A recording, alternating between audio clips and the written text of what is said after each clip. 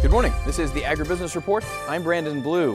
In 2012, 3 Iowans died because of injury by electric currents, a number that safety experts at last week's Farm Progress Show said was 3 too many.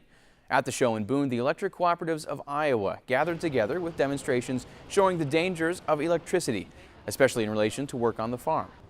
Doug Bowman with Midland Power says the main goal is to help people understand the power of electricity. In the demonstrations, Bowman says his group uses special equipment to deal with power lines and says not to try this at home. We are going to simulate what happens if somebody was to stick a grain auger up into the line, there was a car accident, or a tractor was to stick the booms of a sprayer up into the line, the dangers of the electricity injuring them and worse, killing them. Doug Bowman, and I'm Member Services Representative out of Iowa Falls with Midland Power.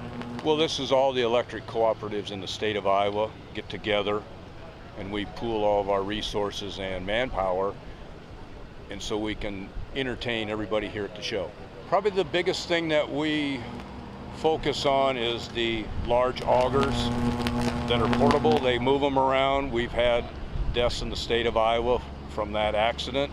So we're trying to make sure that they understand they even get close to the power line, that electricity can jump across, come down the auger, and if they're pushing it around, they're the path to ground.